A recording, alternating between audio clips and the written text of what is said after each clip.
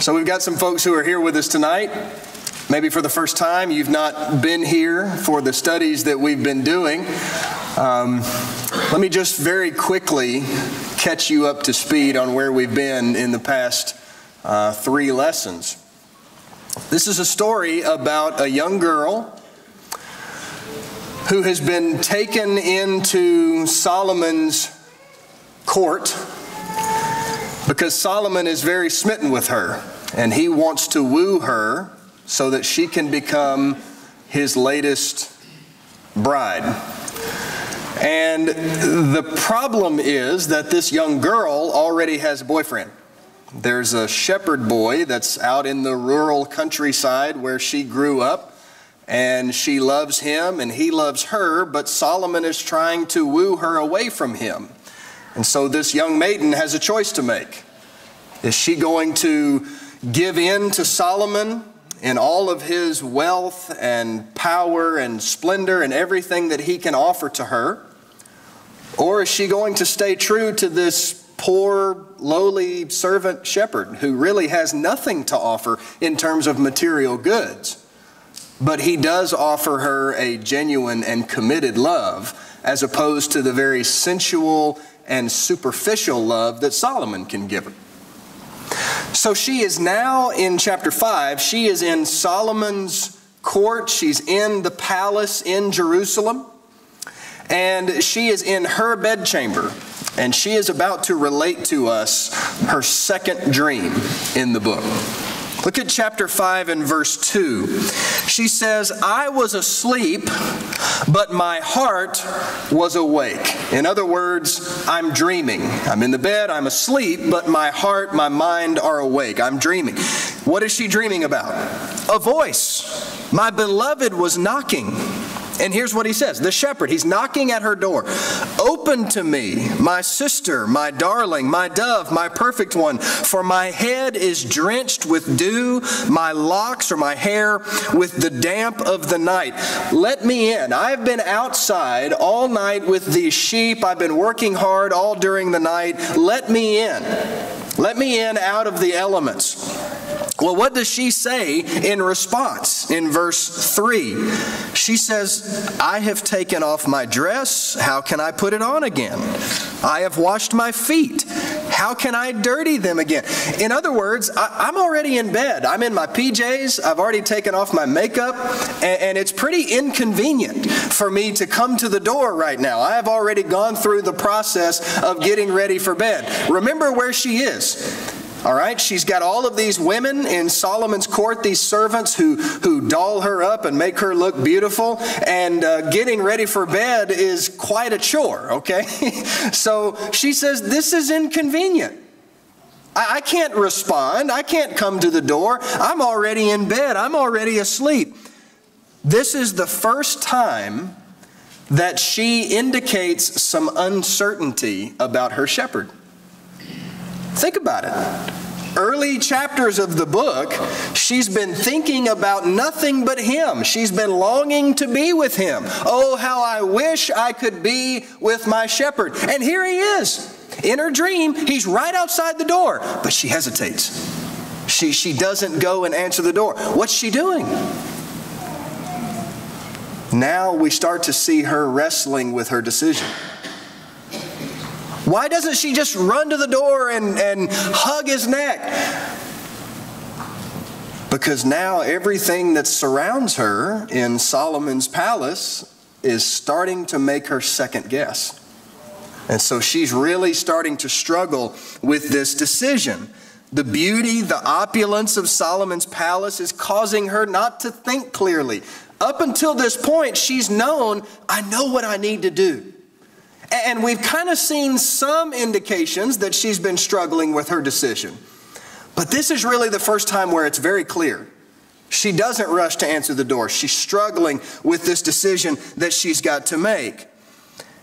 It's interesting that she is concerned about her appearance. I can't come to the door. I'm not wearing my makeup. I don't have my beautiful dress on. I've got my PJs on now. Do you remember back in chapter 1, verses 5 and 6, where she spoke to the daughters of Jerusalem, the servants of Solomon, and she said, "Don't stare at me because I'm swarthy or dark. The sun has burned me. I've been outside taking care of the vineyards, and I've not even been able to take care of my own vineyard.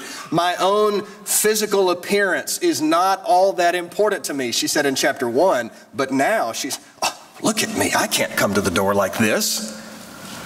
Makes you wonder if the time that she's been spending in Solomon's court and all of the attention that she's been getting and the beautiful clothes and the jewelry she's been wearing, maybe that's influencing her a little bit. Maybe it's rubbing off on her some. And she's, I'd be mortified if you saw me like this. So she hesitates and she doesn't rush to the door to answer. Well, then she dreams that her shepherd not only knocks at the door, but he extends his hand through the door. Look at verse 4. "My beloved extended his hand through the opening, and my feelings were aroused for him." She sees his hand begin to come through the opening of her bedchamber door, and she's, "He's really there. There he is." And she starts to get excited about him again. And so she decides, you know what? I'm going to get up. I'm going to go and answer the door. So verse 5, "I arose to open to my beloved, and my hands dripped with myrrh and my fingers with liquid myrrh on the handles of the bolt of the door. I opened to my beloved, but my beloved had turned away and gone." She hesitated for too long. He knocked at the door. She didn't answer. He knocks again. She doesn't come to the door. And he's feeling rejected.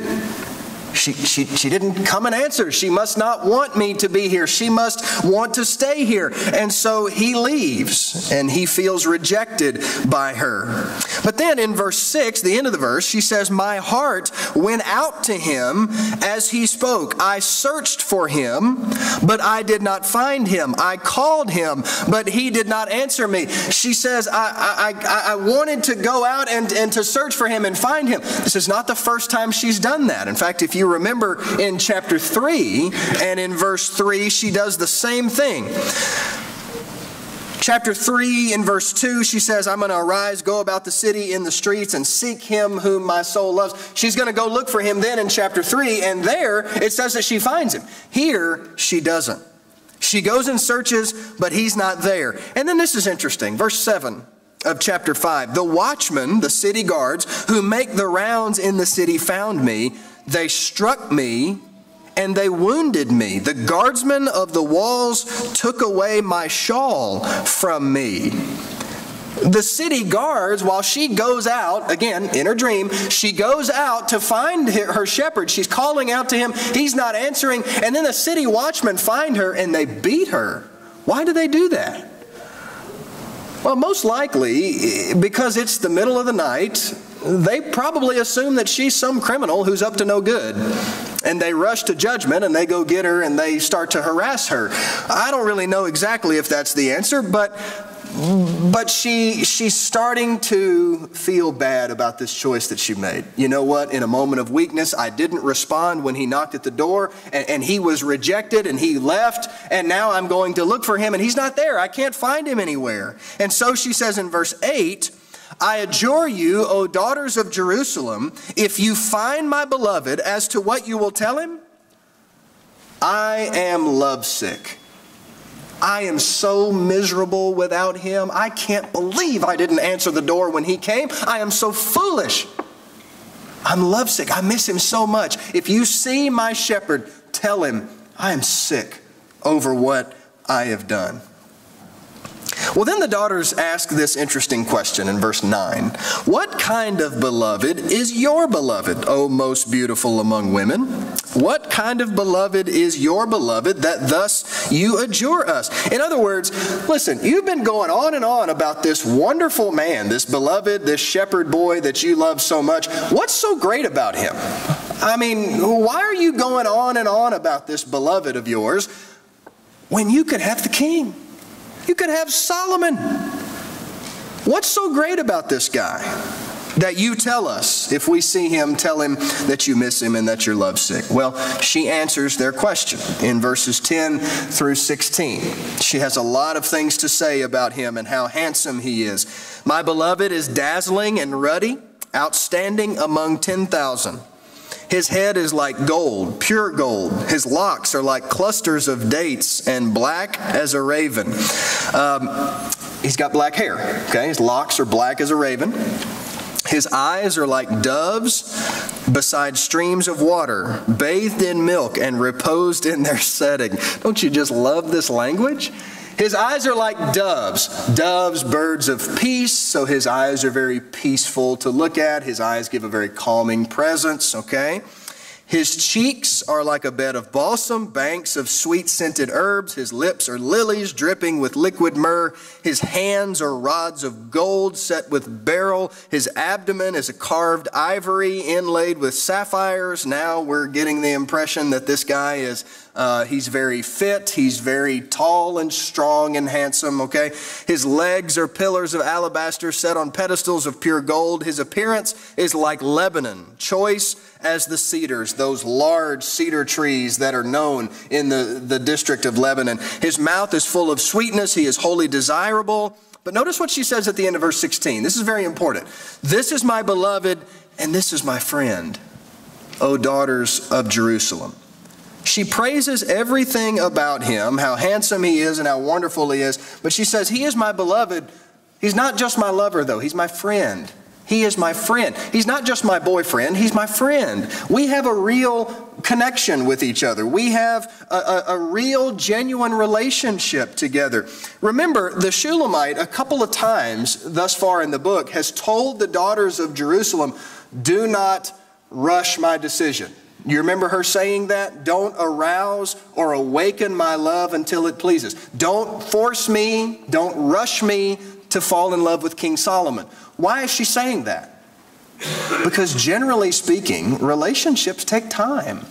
And it's good to be friends with the person who is going to be your spouse first. It's good to have that strong relationship together first. And so she says, I don't want just a lover. I want a friend to be my beloved. Here's a quote from Patsy Dawson, who wrote a pretty good little commentary on this book. She said, too many times, lovers are only lovers, not friends. For a marriage to survive the bad times as well as the good, the lovers must also be true friends. They must delight in each other and enjoy each other's company during the day as well as during the night. They must trust each other enough to confide their deepest secrets to one another. And she says, this is what I want. Don't rush my decision because I want someone whom I am truly close to. I want a friend. So, this is what she says to the daughters of Jerusalem. This is what he's like. He's got beautiful black hair. His eyes are very peaceful. And she goes on and on about him. But he's my friend. And so after she gives this description, the daughters of Jerusalem say to her, chapter 6, verse 1, where has your beloved gone, O most beautiful among women? Where has your beloved turned that we may seek him with you? Well, she doesn't know where he is. She's tried to look for him, right? She's gone out, calling out for him, but she couldn't find him. But she tells the daughters, this is what he's like. This is how he really is. And so in chapter 6, in verse 1, they basically say, well, if he's that great, we'll help you find him. All right? We understand why you're upset. We would want to be looking for him too, so we will help you find him. Well, she doesn't know exactly where he is, but she has an idea of where he might be. Chapter 6 and verse 2, my beloved has gone down to his garden, to the beds of balsam, to pasture his flock in the gardens and gather lilies. I am my beloved's, and my beloved is mine, he who pastures his flock among the lilies. I have an idea where he is. He's out there in the gardens with his sheep, caring for them, doing his job. He's a hard worker. He is tending to those sheep. She knows that he's a hard worker. That's a good quality about him. Young ladies, look for a man who's a hard worker. Look for a man who's not afraid to be diligent and to work hard. And I don't necessarily mean by that he has to work in some form of manual labor, although if that's what he does, that's great. But even if he has a desk job, he still needs to be a hard worker. That's something that you want to look for. She appreciates that about him. Now, I want to highlight verse 3 again, where she says, I am my beloved's, and my beloved is mine. I am his, and he is mine. There is an exclusive nature to their relationship. This is not an open marriage, which has kind of become a big thing in our world today. Yeah, I have a spouse, but we've agreed to see each other people. Wherever that came from. It's exclusive.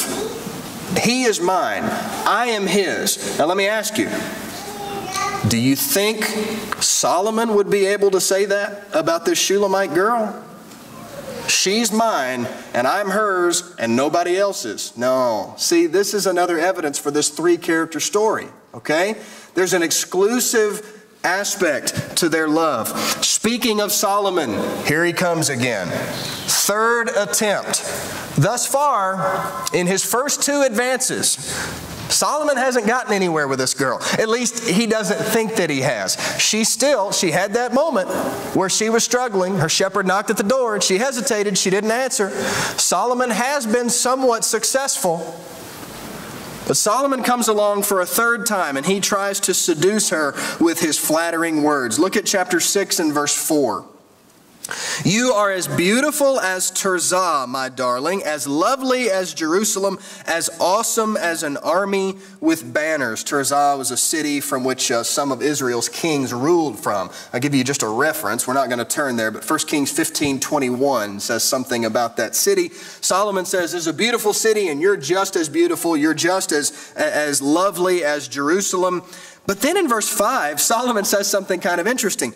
Turn your eyes away from me, for they have confused me. Stop looking at me.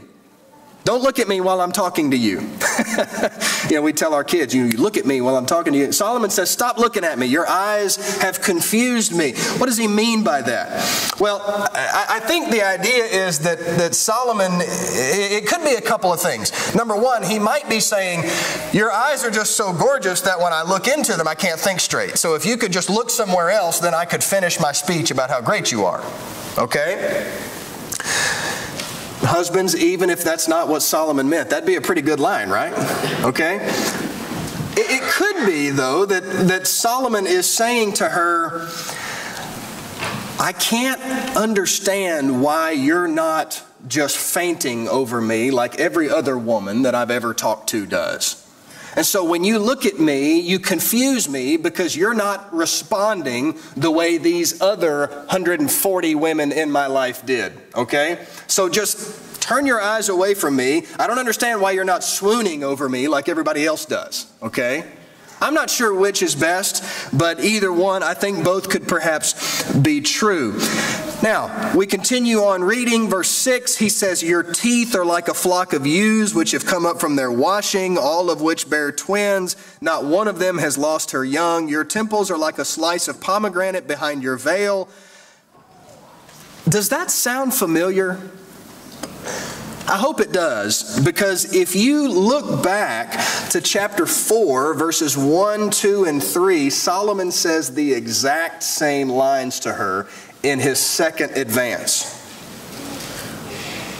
Think about this. Solomon's got a few women in his life, right? In fact, in verse 8, it tells us he has 60 queens, 80 concubines, and virgins without number. How many women does Solomon have in his life?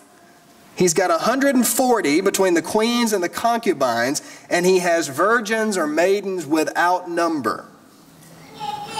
Now, on this Shulamite girl, Solomon has used the same pickup lines twice. You think he's ever used them before? You think he's used them for all these other women that he has in his harem? Yeah, I suspect he has. So he's using the same old pickup lines to try to pick up girls, and he's looking at this Shulamite girl, and he just can't figure her out because she's not responding.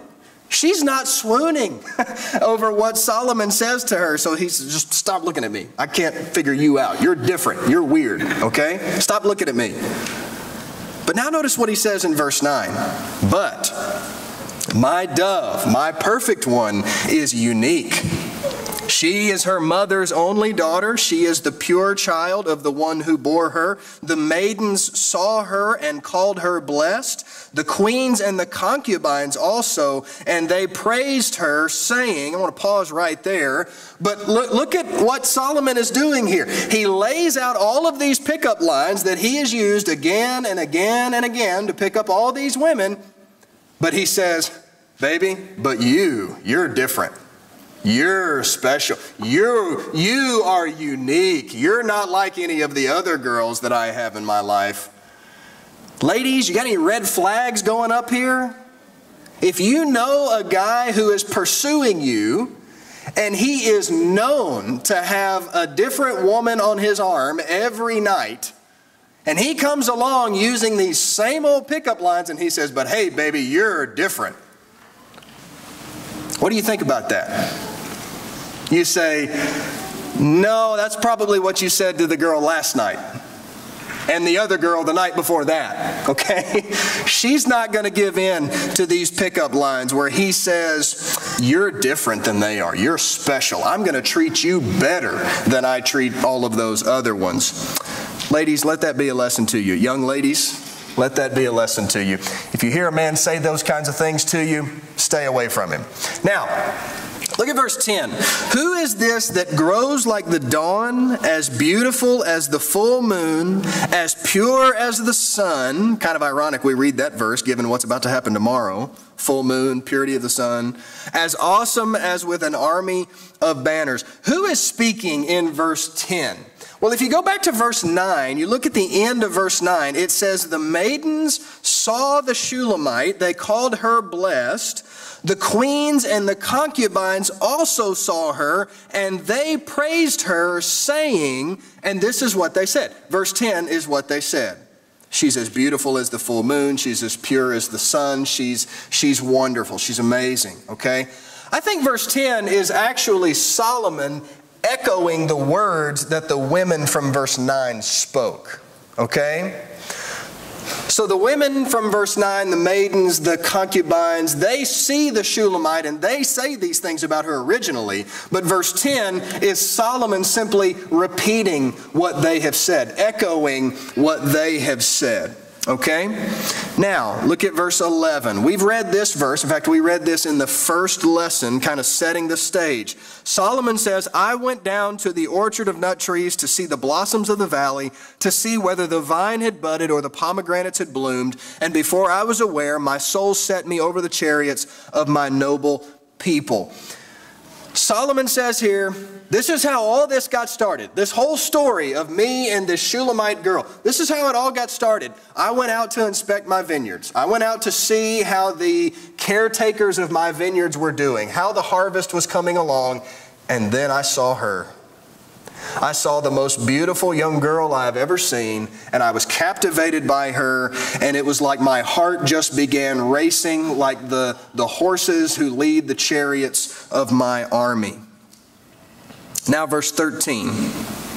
"The daughters of Jerusalem say, 'Come back, O Shulamite, come back, that we may gaze at you.'" Stop going out staring or searching rather for your shepherd. Come back that we may look at you, that we may gaze at you.